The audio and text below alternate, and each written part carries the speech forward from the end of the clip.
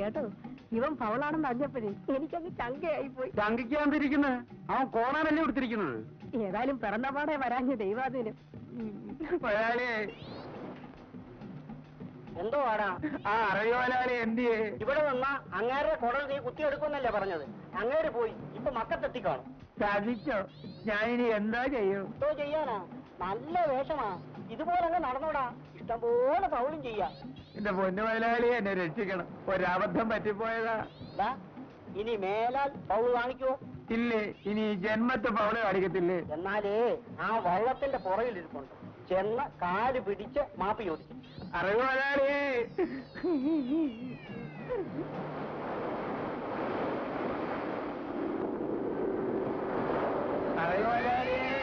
Paul പറ്റിപ്പോയതാണേ, ക്ഷമിക്കണേ. ഇനി മേലാൽ പടച്ചവന് നിരക്കാത്ത പറയുകയും പ്രവർത്തിക്കുകയും ചെയ്യരുത്.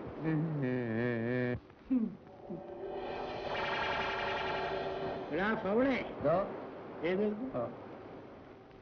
ആരുടെയും വാലായിട്ട് പുറകെ നടക്കാതെ ഇനിയെങ്കിലും ജോലി ചെയ്ത് മനുഷ്യനായിട്ട് ജീവിക്കാൻ ശ്രമിക്കുക. 10 ഏക്കറും കയ്യിലുണ്ടായിരുന്നെങ്കിൽ സ്വന്തമായിട്ട് എന്തെങ്കിലും തൊഴിൽ ചെയ്ത് ജീവിക്കാമായിരുന്നു. ശരി.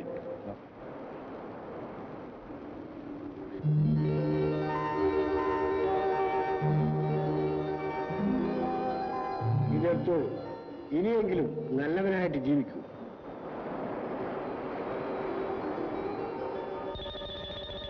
കണ്ണടച്ച് തുറക്കുന്നതിന് മുമ്പ് കേശവന് ഇത്രയേറെ സ്വത്ത് കിട്ടിയതിന്റെ പിന്നിൽ എന്തെങ്കിലും മറിമായം ഉണ്ടായിരിക്കുമെന്ന് എനിക്ക് അപ്പോഴേ സംശയം തോന്നിയതാണ്.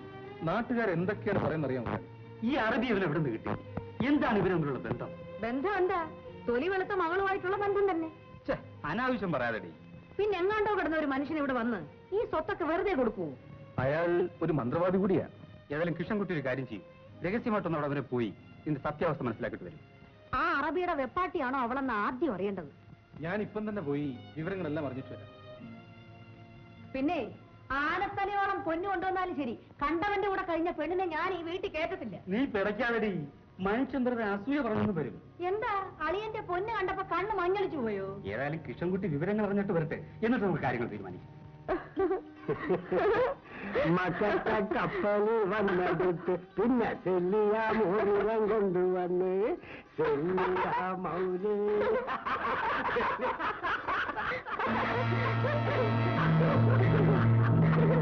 കേട്ടില്ലേ അനന്തനുള്ള വിശേഷം? ഇപ്പൊ വിശ്വാസമായോ? എങ്കിലും കേശവൻ ഇത്ര പരമനാറിയായി പോയല്ലോ. എന്തിനാ അയാളെ മാത്രം കുറ്റം പറയണ്ടേ? നിങ്ങളുടെ പെങ്ങളും അവന് കൂട്ടു നിൽക്കുകയല്ലേ? അമ്പിളി അറബിയുടെ തോളെ കൈയും ഇട്ട് കെട്ടിപ്പിടിച്ച് കൊഞ്ചി കുഴഞ്ഞിങ്ങനെ പോകുന്ന കണ്ടപ്പം സത്യം പറയല്ലോ മുതലാളി, എന്റെ തൊലി ഉരിഞ്ഞു പോയി. അങ്ങോട്ട് പറഞ്ഞു കൊടുക്ക്, കേക്കട്ടെ. ദേ ഞാൻ ഒരു കാര്യം പറഞ്ഞേക്കാം, ആ തേവിടിച്ച് എന്റെ മോനെ വേണ്ട. നേരെ മുതലാളി, എന്ത് കിട്ടിയാലും ആ ബന്ധുത നമുക്ക് വേണ്ട. നിന്റെ മകൻ അവളെന്നും പറഞ്ഞ് ചാകാൻ നടക്കല്ലേ? ഈ കഥയൊന്നും രാജൻകുഞ്ഞ് അറിഞ്ഞു കാണത്തില്ല. ഞാൻ പറയാം അവനോട്, പിന്നെ അവൻ അവളെ തിരിഞ്ഞു നോക്കുമെന്ന് നമുക്കറിയാവല്ലോ. അമ്മ എന്ത് പറഞ്ഞാലും ശരി, ഞാനിത് വിശ്വസിക്കില്ല. അമ്പിളി എനിക്ക് നല്ലപോലെ അറിയാം. അറിയാമെന്നും പറഞ്ഞോണ്ടിരുന്നു, നേരി കണ്ടവനാവെന്ന് പറഞ്ഞത്. എന്ത് കണ്ടെന്നാ പറയുന്നത്? ഇതൊക്കെ ഞാൻ എങ്ങനെയാ നിന്നോട് പറയുന്നത്? എടാ, ആ അറബി അവളെ വെച്ചോണ്ടിരിക്കുക. അനാവശ്യം പറയരുത്. കൈപ്പുണ്ണിന് എന്തിനാടാ കണ്ണാടി? നിനക്ക് വിശ്വാസമില്ലെങ്കിൽ നീ നേരിട്ട് പോയി അന്വേഷിച്ചോ. ആഹാ, എന്നാലും ഒന്ന് അറിഞ്ഞിട്ട് തന്നെ കാര്യം.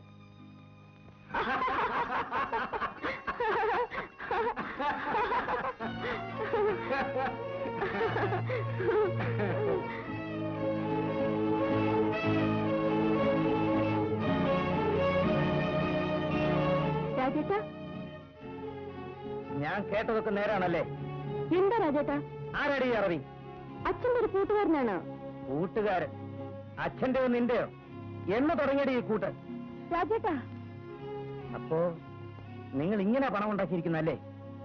രാജേട്ടനെ ആരൊക്കെ എന്തൊക്കെയോ പറഞ്ഞ് തെറ്റിദ്ധരിപ്പിച്ചിരിക്കുകയാണ്. സത്യം എന്താണെന്ന് അറിയാമോ?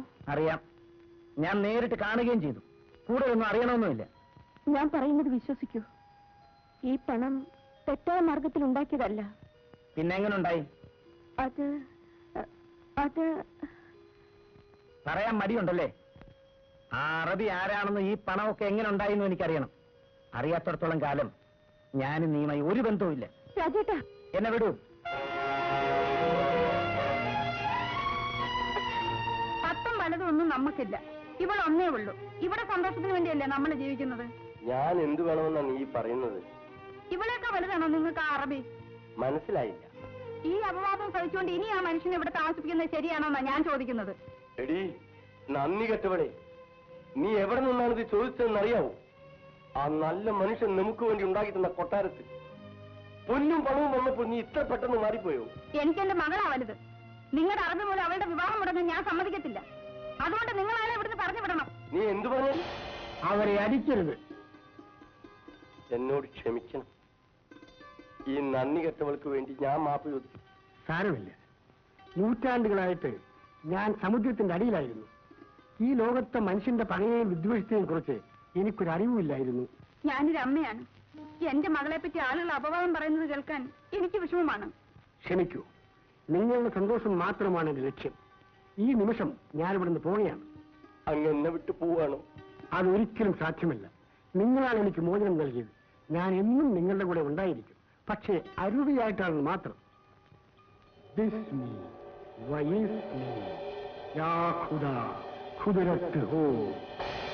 ചകരടി, ഇതാ ഈ മോതിരം വിരലിലിട്ടോളൂ.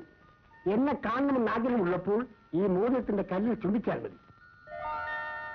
പക്ഷെ ഒരു കാര്യം, എന്റെ ശക്തി മുഴുവൻ ഞാൻ ഈ മോതിരത്തിൽ സംഭരിച്ചിരിക്കാം. ഇത് കൈവശം വരാൻ സൂക്ഷിക്കണം. മോതിരം മറ്റാരുടെ കയ്യിൽ പോയാലും ഞാൻ അയാൾക്ക് അടിമയായി തീരുന്നതാണ്. എന്താ ഇപ്പൊ നിനക്ക് തൃപ്തിയായില്ലേ? എനിക്ക് ആരോടും പിണക്കമൊന്നുമില്ല. എന്റെ മോള് സന്തോഷമായിരിക്കണമെന്ന് എനിക്ക് ആഗ്രഹമുള്ളൂ. വാ മോളെ. നീ പറയുന്നത് വിശ്വസിക്കാൻ ഞാൻ അത്രയ്ക്ക് വിദ്യയാണ്. ആ അറബിയെ എവിടെയോ ഒളിപ്പിച്ചു വെച്ചിട്ട് പുതിയൊരു കെട്ടുകഥയുമായിട്ട് വന്നിരിക്കുന്നു. അയാൾ ഒളിവിലാണെങ്കിലും വരുമാനത്തിന് കുറവൊന്നുമില്ലല്ലോ. രാജേട്ട് ഇത്ര ക്രൂരനാണോ? അറബിയുടെ വേഷത്തിൽ വന്നത് ഒരു ഭൂതമാണ്. അയാൾ വിചാരിച്ചാൽ നടക്കാത്ത കാര്യങ്ങളൊന്നുമില്ല. പോകുന്നതിന് മുൻപ് ഒരു മോതിരം അച്ഛന് കൊടുത്തിട്ടാണ് അയാൾ പോയത്. അത് ചുംബിച്ചാൽ ഉടനെ ഭൂതം വരും. ഭൂതം, തേങ്ങാക്കൊല, ഈ വേലയൊന്നും എന്നോട് വേണ്ട. രാജേട്ട, ഞാൻ പറയുന്ന ഒന്ന് വിശ്വസിച്ചു.